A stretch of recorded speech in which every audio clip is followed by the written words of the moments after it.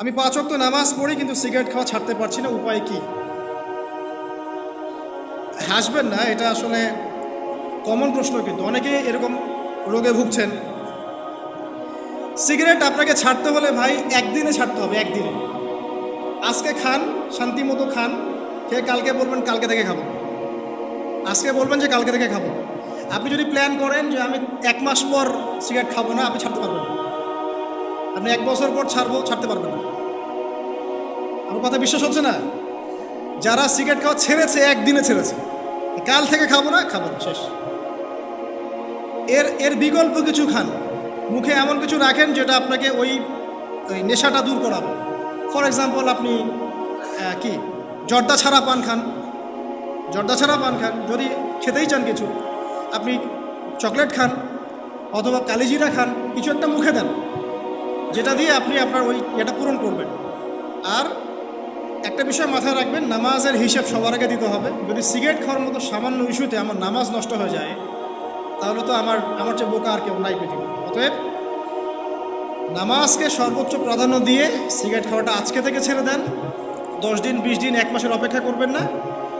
আরেকটা কাজ করবেন, সেটা হলো কন্টিনিউয়াসলি আপনি সারাদিন আল্লাহর জিকির করতে থাকবেন। চলতে ফিরতে সুবহানাল্লাহ, আলহামদুলিল্লাহ, আল্লাহু আকবার, লা ইলাহা ইল্লাল্লাহ, সূরা ফালাক, সূরা নাস, ইখলাস পড়তে থাকবেন। আল্লাহ আপনার মুখের মধ্যে নূর দিবে ইনশাআল্লাহ, আপনার ওইসব মুখে দিতে ইচ্ছা করবেন ইনশাআল্লাহ। এক ভাই প্রশ্ন করেছেন, অনেক জটিল প্রশ্ন করেছেন, জানি না এই বিষয়গুলো আপনারা সবাই বোঝেন কিনা, আমি উত্তর দিচ্ছি ইনশাআল্লাহ। তিনি প্রশ্ন করেছেন, জায়নিস্ট মুভমেন্ট আসলে কি জিনিস? এটা জটিল প্রশ্ন ভাই। আসলে এটা একটা মুভমেন্ট সারা ওয়ার্ল্ড ওয়াইড চলছে বিগত 100-200 বছর থেকে। আল্লাহ রাব্বুল আলামিন কোরআনুল কারীমে সূরা মাঈদার মধ্যে বলেছেন, শুনেন, সূরা মাঈদার মধ্যে আল্লাহ পাক বলেছেন, ইয়া আইয়ুহাল্লাযীনা আমানু, হে মুমিনগণ, আমি খুব সংক্ষিপ্ত আকারে বলছি, হে মুমিনগণ, লা তাত্তাখিযুল ইয়াহুদা ওয়ান নাসারা আউলিয়া, হে মুমিনগণ, তোমরা যারা ঈমান এনেছো, তোমরা ইহুদি এবং খ্রিস্টানদেরকে বন্ধুরূপে গ্রহণ করো। কে বলেছেন? কোন সূরা আছে? সূরা মাঈদা, মেবি 51 নম্বর আয়াতে আছে। কোন ইহুদি কোন খ্রিস্টানকে গ্রহণ করো না? বা'দুহুম আউলিয়াউ বা'দ, যারা একে অপরের বন্ধু। ইহুদি এবং খ্রিস্টানদের মধ্যে যারা একে অপরের বন্ধু, তাদেরকে তোমরা বন্ধুরূপে গ্রহণ করো না, সবাইকে না কিন্তু। ইহুদি এবং খ্রিস্টানদের মধ্যে যারা একে অপরের বন্ধু, এদেরকে মুমিনরা তোমরা বন্ধুরূপে গ্রহণ করো। ওয়া মান ইয়াতাওয়াল্লাহুম মিনকুম ফাইন্নাহু মিনহুম, তোমাদের মধ্যে কেউ যদি ওদের দিকে মুখ ফিরায়, তাহলে সে এই উম্মতের কেউ না, সে তাদের অন্তর্ভুক্ত। ইন্নাল্লাহা লা ইয়াহদিল কওমা যালিমিন, আল্লাহ পাক এই জালেমদেরকে হেদায়েত করেন। এই হলো আয়াতটা। তো এখানে আমরা বুঝতে পারলাম যে ইহুদি এবং খ্রিস্টানদের মধ্যে একটা বন্ধুত্ব থাকবে। এখানে মূল বিষয়টা হচ্ছে, এই আয়াত যখন নাজিল হয়েছে তখন ইহুদি খ্রিস্টানদের মধ্যে কোনো বন্ধুত্ব ছিল না। কথা কি বুঝতে পারছেন? তখন ইহুদিদের সাথে মুশরিকদের বন্ধুত্ব ছিল, মানে আবু জাহেল, আবু লাহাবদের সাথে ওই যে বনু কুরাইজা, বনু কাইনুকা, এদের বন্ধুত্ব ছিল। এই বন্ধুত্ব হলো কবে? এই 1800 শতকের গোড়ার দিকে এসে। এর আগ পর্যন্ত কিন্তু এটা হয়নি, বরং এরা একে অপরের বিরুদ্ধে লড়াই করেছে। ঈসা ইবনে মারিয়ামকে হত্যা করার চেষ্টা করেছিল কারা? মুসলিমরা। কারা করেছিল? জিউসরা, মানে ইহুদিরা। তার মানে ওরা আগে থেকে এদের শত্রু ছিল, ঠিক আছে? কিন্তু এখন মিস্টেরিয়াসলি লক্ষ্য করবেন আপনি যে এখন একটা অ্যাসোসিয়েশন বা একটা মুভমেন্ট দেখা যায় যে তারা, ইহুদি এবং খ্রিস্টানরা পরস্পর বন্ধু। যেমন ইসরায়েলের বন্ধু আমেরিকা, ইসরায়েলের সাথে পশ্চিমা কান্ট্রি যেগুলো আছে, ব্রিটেন, ফ্রান্স, জার্মানি, এই যে ইতালি, সবাই এরা একটা কমিউনিটি একসাথে। এটা কিন্তু আগে ছিল না। এই ভিতরে একটা মুভমেন্ট চলে, এর নাম জায়ন মুভমেন্ট। এটাকে জায়নিস্ট মুভমেন্ট বলা হয়। আসলে সারা ওয়ার্ল্ডে এখন সব কিছু ওরাই নিয়ন্ত্রণ করছে। পলিটিক্স বলেন, ইকোনমিক্স বলেন, মিডিয়া বলেন, অস্ত্রশস্ত্র বলেন, এভরি সিঙ্গেল সেক্টর আসলে তারাই নিয়ন্ত্রণ করছে। অটোমান এম্পায়ারদের ডিফিটের পর থেকে ওয়ার্ল্ডের কর্তৃত্ব এখন তাদের হাতেই। যাই হোক, এক কথা উত্তর হচ্ছে, এই মুভমেন্ট কাকে বলে? ইহুদি এবং খ্রিস্টানদের মধ্যে যারা একে অপরের বন্ধু, এরা পুরো ওয়ার্ল্ডকে শাসন করার যে মিশন নিয়ে কাজ করছে, এটাকেই জায়নিস্ট মুভমেন্ট। মুসলিমদের উচিত নয় এই মুভমেন্টের সাথে যুক্ত হওয়া বা এদেরকে বন্ধুরূপে গ্রহণ করা। রাশিয়া এবং আমেরিকা কি বন্ধু? বন্ধু? রাশিয়ার ইউক্রেন কি বন্ধু? পশ্চিমারা রাশিয়া কি বন্ধু? চাইনিজরা আর আমেরিকা কি বন্ধু? উত্তর কোরিয়ার আমেরিকা কি বন্ধু? ভেনিজুয়েলা আমেরিকা কি বন্ধু? ওরা এই আয়াতগুলো বুঝতে পেরেছে, আমরা পারি না। কিন্তু অনেক মুসলিম কান্ট্রির সাথে ওদের বন্ধুত্ব আছে। অনেক মুসলিম কান্ট্রি পরস্পরের ভাই ভাই না, বরং এরা পরস্পর বোন বোন, বান্ধবী বান্ধবী। আমি ভাই ভাই বলি না, পরস্পর বান্ধবী, সিস্টার্স। যাই হোক, আল্লাহ পাক আপনাদেরকে বোঝার তৌফিক দান করুন। এই বিষয়ে একটা বইয়ের নাম বলে দিচ্ছি। এই বই লিখেছেন একজন বিশিষ্ট জায়ন, যিনি পরে ওখান থেকে বের হয়ে এসেছিলেন, এসে বই লিখেছেন। তার নাম হেনরি ফোর্ড। হেনরি ফোর্ডের একটা বই আছে, দ্য সিক্রেটস অফ জায়নিজম। এই বইটা কিনলে আপনারা সব কিছু জানতে পারবেন সব। আসসালামু আলাইকুম ভাই। অনেক যুবক স্টুডেন্ট বয়সে রিজিক নিয়ে টেনশন করে। স্টুডেন্ট বয়সে কি রিজিক নিয়ে টেনশন করা উচিত? উত্তর হচ্ছে না। স্টুডেন্ট বয়সে রিজিকের টেনশন করা উচিত নয়। স্টুডেন্ট বয়সে শুধু পড়াশোনা করবেন। হ্যাঁ, আপনি এমন রিজিক অন্বেষণ করতে পারেন যে রিজিকটার সাথে পড়াশোনা সম্পৃক্ত। ফর এক্সাম্পল, টিউশনি, কোচিং সেন্টারে কাজ করছেন বা পড়াশোনা সংক্রান্ত কোনো কাজ করছেন, এই কাজ করতে পারেন।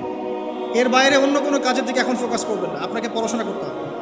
যত পড়াশোনা করার বিয়ের আগেই করবেন। বিয়ের পর আপনার রেসপন্সিবিলিটি বাড়বে, অনেক সমস্যা আছে, অনেক চাপ আসবে, তখন আপনি ফুল টাইম এফোর্ট দিতে পারবেন না, এমন হতেও পারে। তবে যারা দিতে পারে এরা সৌভাগ্যবান, হয়তো তাদের ফ্যামিলির সাপোর্ট থাকে, রিজিকের কোনো টেনশন নাই, ঠিক আছে, তারা হয়তো দিতে পারে, কিন্তু সবাই পারবে না। আপনি এই সময় শুধু পড়াশোনা করবেন, পড়াশোনা সংক্রান্ত কাজে থাকবেন, দিনই কাজে থাকবেন, দাওয়াতি কাজে থাকবেন, এই কাজগুলো করবেন। রিজিকের টেনশন করবেন না ইনশাআল্লাহ তাআলা। একটা কথা বারবার বলছি, আপনার রিজিকের একটা দানা বাকি রেখেও আপনি পৃথিবী থেকে যাবেন না। যতটুকু আছে এতটুকু খাবেন, তারপর যাবেন। অতএব এত টেনশন করবেন না। আসসালামু আলাইকুম ভাই। অনেক যুবক জেনারেল লাইন থেকে পড়াশোনা করে এবং দিনের পথে ফিরে আসে, আলহামদুলিল্লাহ। কিন্তু দীর্ঘদিন জেনারেল লাইনে পড়ার পরেও তারা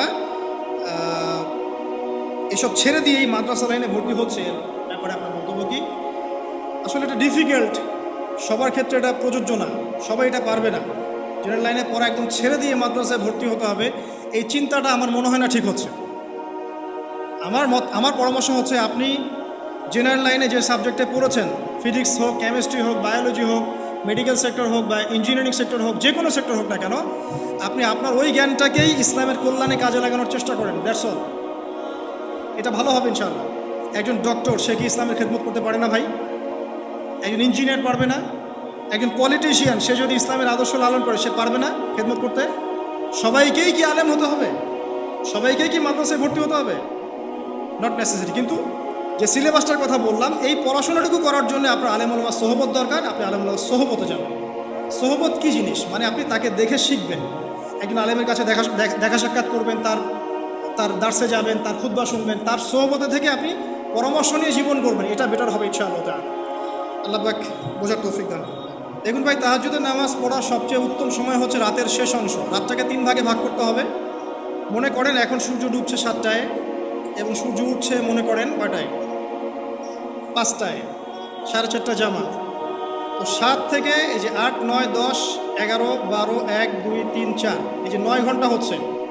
এই 9 ঘন্টাকে আপনি 3 ভাগ করেন। শেষের যে অংশটুকু, মানে 1টা থেকে 4টা, এই অংশটুকু হচ্ছে তাহাজ্জুদ পড়ার সবচেয়ে উপযুক্ত সময়। কত রাকাত পড়বেন, এই রাকাত সংখ্যা নিয়ে ঝগড়া করবেন না। নবী সাল্লাল্লাহু আলাইহি ওয়াসাল্লাম 2 রাকাত নামাজ পড়তেন। তার সময়, তার এত মানে ইফোর্ট দিতে হতো যে তার পুরো পা মোবারক ফুলে যেত। চিন্তা করেন, 2 রাকাত নামাজ পড়তে তিনি কত সময় ব্যয় করেছেন। কখনো তিনি 8 রাকাত পড়েছেন, কখনো 11 রাকাত পড়েছেন। নবীজির সেই 11 রাকাত, 8 রাকাত আর আমাদের এই 100 রাকাত কখনো সমান হবে? কখনো সমান হবে না। এখানে আমাদের সলিউশন কি? 2 রাকাত করে আপনি পড়তে পারে। রাতের সালাত 2 রাকাত করে হাদিস এসেছে। তো এর চেয়ে বেশি পড়া যাবে না এমন নয় বিষয়টা। আপনি 2 রাকাত করে আপনি যত ইচ্ছা পড়তে পারেন, কিন্তু নামাজের কোয়ালিটি নিয়ে আসতে হবে। নামাজের কেরাতটা লম্বা হবে, চেষ্টা করতে হবে। রুকুটা লম্বা হবে, সেজদা লম্বা হবে। নামাজের সেজদায় বেশি বেশি দোয়া করতে হবে। নামাজ শেষ হয়ে হাত তুলে দোয়া করবেন। মানে এই সময়টা কাজে লাগানো। এখানে রাকাত সংখ্যা নিয়ে ঝগড়া করবেন না। নবীজির 2 রাকাত আমরা কখনো 200 রাকাতে শেষ করতে পারবো না। হবে না। অতএব 2 রাকাত করে আপনি পড়তে থাকেন যতক্ষণ আপনার এনার্জি আছে। আর এই নামাজে বেশি বেশি দোয়া করার চেষ্টা করেন। আল্লাহ পাক এই সময় দোয়া কবুল করেন। আল্লাহ পাক তৌফিক এনায়েত করুন।